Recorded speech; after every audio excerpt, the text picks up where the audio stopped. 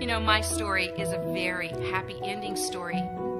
I was adopted into a wonderful family. My father was actually a World War II veteran who stood alongside with the Marines who raised the flag at Iwo Jima. I was always told that I was a gift from God.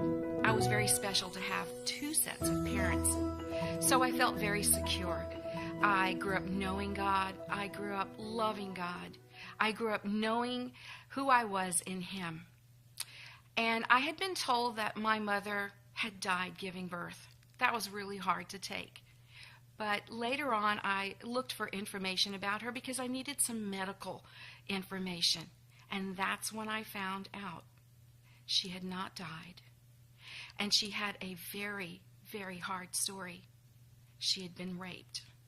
And my first thought was, oh my God, how could this have happened? And who am I?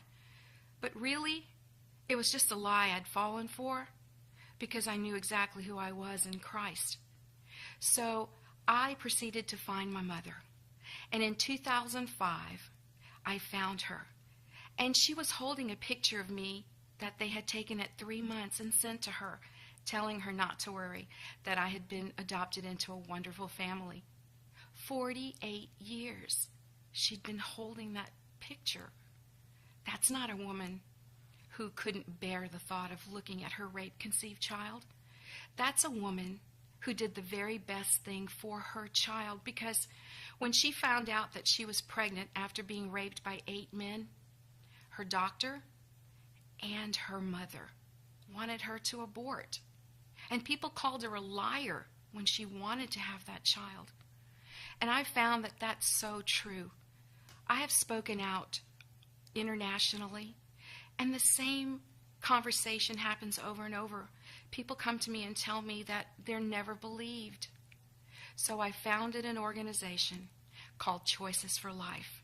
It's the first organization that is specifically reaching out to women and children of rape conception. I believe what has happened to you. If you have been raped and are pregnant, I know you're hurting.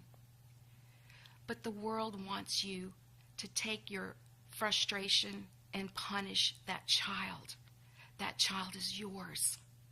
That child, as I've been told hundreds of times, yes, hundreds.